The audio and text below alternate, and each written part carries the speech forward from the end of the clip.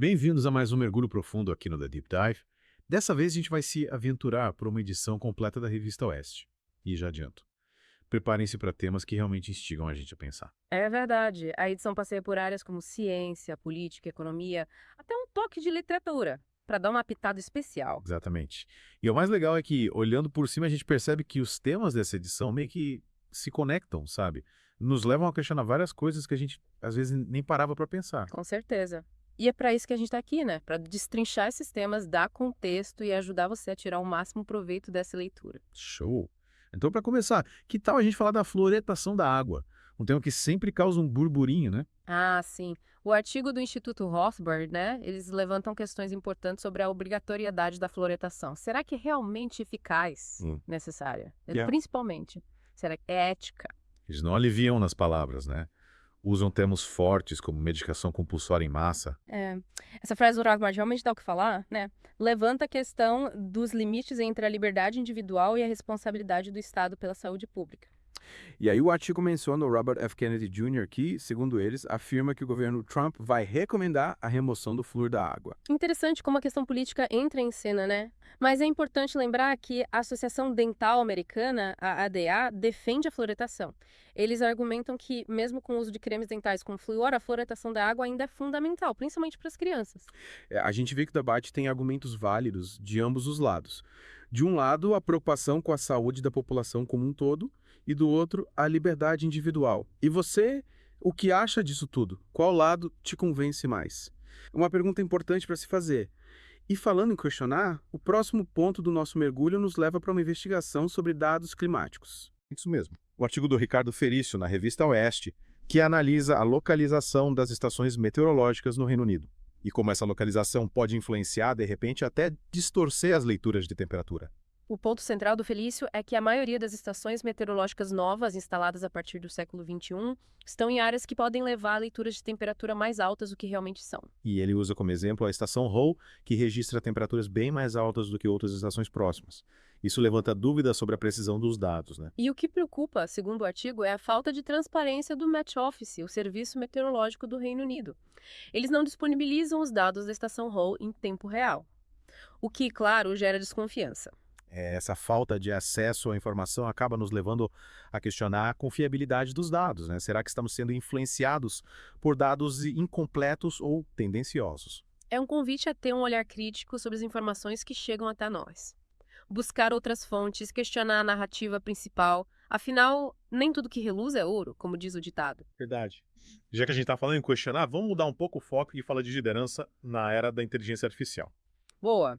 A Luciana Camargo, na Você Essa, explora justamente isso. Ela fala sobre os líderes multiplicadores. Aqueles que, em vez de diminuir o potencial da equipe, impulsionam, criam um ambiente de colaboração e crescimento.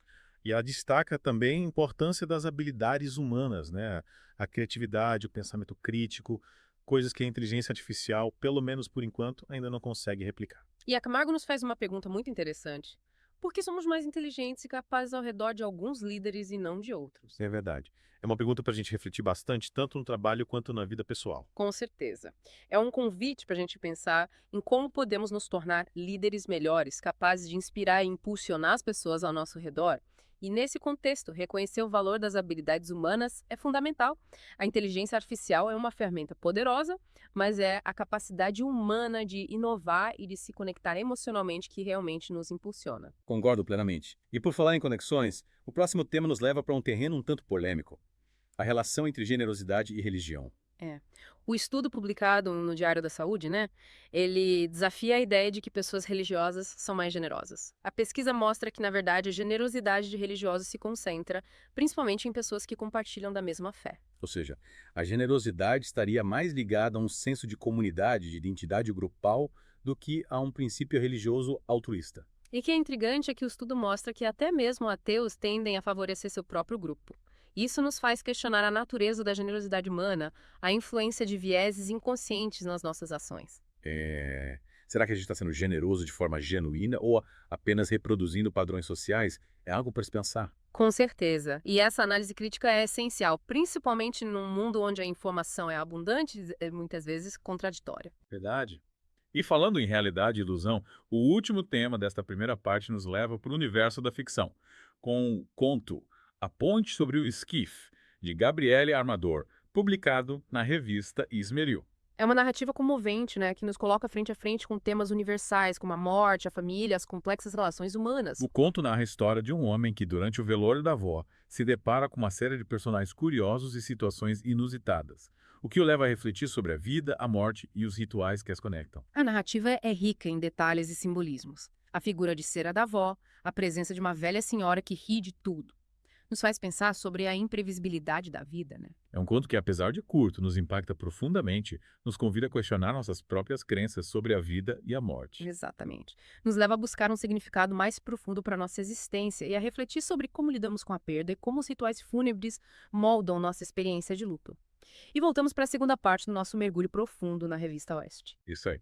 Na primeira parte, a gente explorou temas como fluoretação da água, dados climáticos, até mergulhamos num conto comovente sobre a vida e a morte. E agora? Prepare-se, porque a gente vai navegar por outros mares, igualmente fascinantes. Que tal a gente começar falando sobre trabalho infantil? Boa! O Instituto Rothbard traz um artigo que questiona as leis de trabalho infantil. Eles argumentam que, apesar da intenção de proteger as crianças, essas leis podem acabar violando seus direitos e limitando suas oportunidades. O autor, Michael Nijoko, argumenta que a definição legal de menor é muito generalizada, sabe? Ignora as diferenças individuais entre as crianças, suas capacidades, necessidades. Sim, nem toda criança é igual, né? E essa categorização, digamos, abrangente, pode acabar prejudicando aquelas que, na verdade, se beneficiariam do trabalho. O Nijoko defende que, num ambiente livre de coerção, o trabalho pode ser uma experiência positiva para as crianças. Ele acredita que o trabalho pode ajudar a desenvolver a autoestima, o senso de responsabilidade, a independência, além de oferecer oportunidades de aprendizado, de desenvolvimento de habilidades. É uma perspectiva que nos leva a questionar se a proibição total do trabalho é realmente a melhor forma de proteger as crianças. Afinal, privá-las da experiência do trabalho também pode ser prejudicial. Sem dúvida, é um debate complexo que exige uma análise cuidadosa dos argumentos de ambos os lados. O bem-estar das crianças deve ser sempre a prioridade, mas será que proibir totalmente o trabalho é a melhor maneira de garantir isso? Fica a reflexão. E por falar em reflexão, vamos para o universo da política internacional com Victor De Vicenzo na Gazeta do Povo. Ah, sim. O artigo sobre a arte da provocação de Donald Trump, né? O Hanson analisa como as ações e declarações do Trump, muitas vezes consideradas impulsivas, desestabilizadoras, podem ser, na verdade, parte de uma estratégia calculada de negociação. Ele argumenta que o Trump usa a provocação como uma forma de desestabilizar os oponentes, forçá-los a negociar a partir de uma posição de desvantagem. É como se ele criasse um caos proposital para depois editar as regras do jogo. Exatamente. O Hanson cita exemplos como a proposta de mudar o nome do Golfo do México para Golfo da América, a intenção de comparar a Groenlândia da Dinamarca. Ações que, à primeira vista, parecem absurdas, mas que, segundo ele, fazem parte de um jogo estratégico. A gente fica pensando, né? Será que ele é realmente um mestre da estratégia? Ou só um provocador nato? Deixamos essa pergunta no ar para você, nosso ouvinte. E já que estamos falando de estratégias, de habilidades, que tal voltarmos ao mundo do trabalho, mas com foco na comunicação? Perfeito. A Luli Libert, na Você é SA, destaca a importância da comunicação eficaz num mundo cada vez mais complexo, marcado pela interação entre humanos, máquinas, a própria natureza. E ela argumenta que a comunicação interpessoal é essencial para o sucesso das organizações, para construir pontes entre diferentes áreas, criar um ambiente de trabalho mais colaborativo, produtivo. E sabe o que ela destaca? A autenticidade e a vulnerabilidade na comunicação. Ela cita a Brené Brown, que defende a coragem de se expressar com honestidade, sem medo de julgamentos. A vulnerabilidade combinada com clareza e estratégia pode ser um diferencial. Afinal, no mundo onde a transparência e a coerência são cada vez mais valorizadas, mostrar-se vulnerável pode gerar mais conexão, mais confiança. Com certeza. A comunicação eficaz se torna uma ferramenta poderosa para construir confiança, fortalecer as relações interpessoais e impulsionar o sucesso das organizações. E falando em sucesso, o próximo tema nos leva para uma análise da política de imigração dos Estados Unidos. A Ingrid Domingues Macconville, na revista Timeline, explora as mudanças no programa de visto H-1B implementadas pelo governo Trump. O objetivo é atrair e reter profissionais altamente qualificados, mas, ao mesmo tempo, proteger os interesses dos trabalhadores americanos. Isso. O artigo destaca as medidas adotadas para simplificar o processo de obtenção do visto, aumentar os limites de vistos, intensificar a fiscalização, fortalecer parcerias estratégicas. É como se o governo estivesse tentando peneirar os candidatos, buscando atrair os melhores, mas sem prejudicar o mercado de trabalho americano. A imigração é um tema complexo. né, com implicações sociais, econômicas, políticas. É importante analisar as diferentes perspectivas e buscar soluções que promovam o desenvolvimento e a justiça social. E por falar em justiça social, que tal a gente analisar o impacto do estresse e do burnout na vida moderna? Vamos lá. A revista Web Insider traz um artigo que explora os sinais e sintomas do estresse crônico, como fadiga, dificuldade de concentração, irritabilidade e alterações de humor. É um problema que afeta cada vez mais gente, né? Principalmente no ambiente de trabalho, onde a pressão por resultados, a conectividade constante, gera um desgaste físico e emocional enorme. É verdade. O artigo destaca a síndrome de burnout, um estado de esgotamento profissional, caracterizado por exaustão emocional, despersonalização e redução da realização pessoal. É como se a pessoa desligasse as emoções para conseguir lidar com a pressão do trabalho, o que, a longo prazo, pode ter consequências sérias. Sim, sim. E o artigo apresenta algumas estratégias para combater o estresse e o burnout. Desenvolver o autoconhecimento, praticar o autocuidado, estabelecer limites saudáveis, buscar apoio social. É fundamental reconhecer os sinais de estresse e burnout e buscar ajuda profissional quando necessário. A saúde mental é tão importante quanto a saúde física e cuidar de si mesmo é essencial para ter uma vida plena e feliz. Concordo plenamente. Cuidar da saúde mental deveria ser uma prioridade para todos nós. E já que estamos falando de bem-estar, que tal a gente explorar um tema um tanto provocativo, a cultura do cancelamento? Vamos a isso. A revista Timeline nos convida a analisar essa prática, que tem gerado debates acalorados, dividindo opiniões.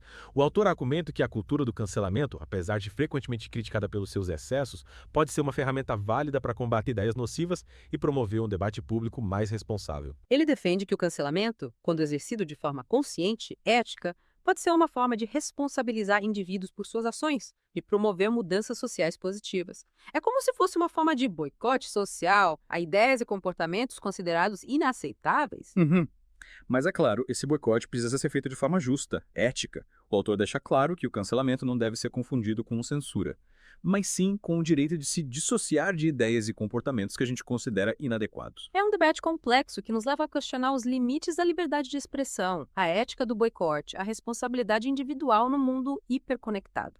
E nesse contexto, o exercício do senso crítico é fundamental. Com certeza. A gente precisa analisar as diferentes perspectivas, buscar um diálogo construtivo, mesmo diante de opiniões divergentes. O objetivo não é silenciar o debate, mas sim promover a reflexão e a construção de uma sociedade mais justa e ética. E, por falar em futuro, vamos analisar um tema que tem gerado muita expectativa: o impacto da inteligência artificial no mercado de trabalho. É isso aí. O Instituto Liberal, em seu blog, publica um artigo do Rainer Zitelmann que aborda essa questão, questionando inclusive a ideia de um mundo sem bilionários, um cenário que é frequentemente defendido por críticos do capitalismo. O Zitelmann argumenta que a riqueza gerada por empreendedores, como os fundadores do WhatsApp, por exemplo, é fruto de ideias inovadoras que beneficiam a sociedade como um todo. Ele defende que a concentração de riqueza nas mãos de bilionários não é necessariamente prejudicial. A questão central é como essa riqueza é utilizada. Se ela for reinvestida em empresas, projetos que geram valor para a sociedade, a concentração de riqueza pode ser vista como algo positivo. Exatamente. O Zitelmann argumenta que a expropriação de bilionários, a taxação excessiva de suas fortunas, seria um erro. Pois, na verdade, transferiria recursos para o Estado, que, historicamente, tem se mostrado menos eficiente na gestão de recursos do que o setor privado. É uma perspectiva que nos convida a repensar o papel do Estado e do mercado na economia. Questionar soluções simplistas para problemas complexos. Afinal, a busca por justiça social deve se basear em soluções eficazes, que promovam o desenvolvimento e o bem-estar de todos. E falando em desenvolvimento, o próximo tema nos leva para uma análise crítica da política econômica do governo Lula, com um artigo do Instituto Liberal.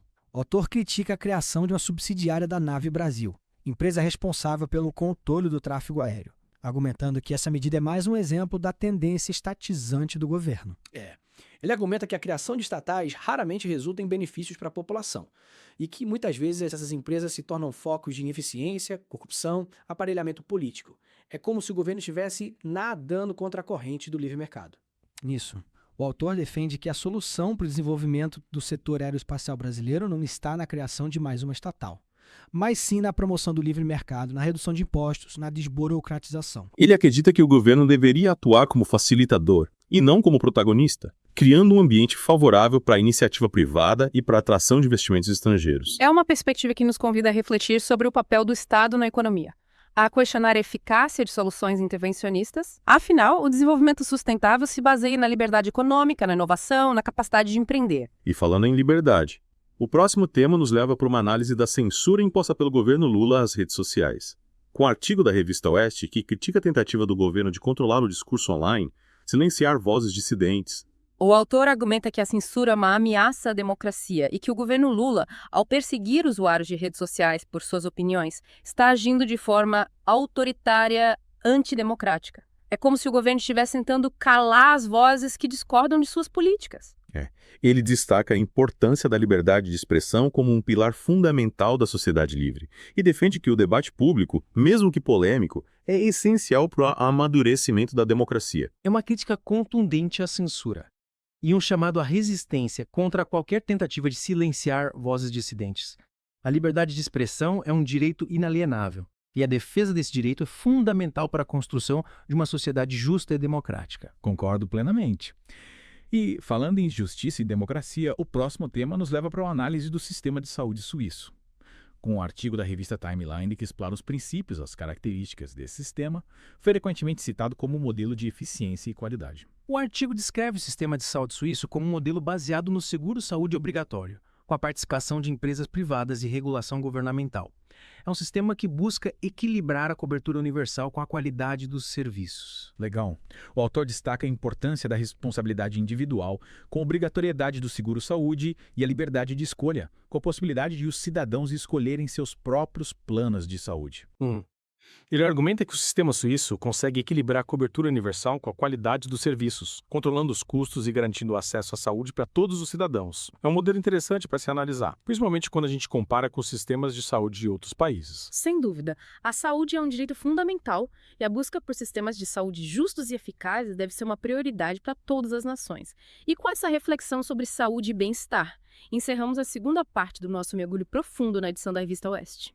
Na terceira e última parte, a gente vai explorar temas como a crise dos reféns em Gaza, os desafios da liderança na era da inteligência artificial e a importância da inteligência temporal para a construção de um futuro mais sustentável. Fique ligado e prepare-se para mais uma dose de insights, debates e reflexões que farão você questionar tudo o que pensava saber.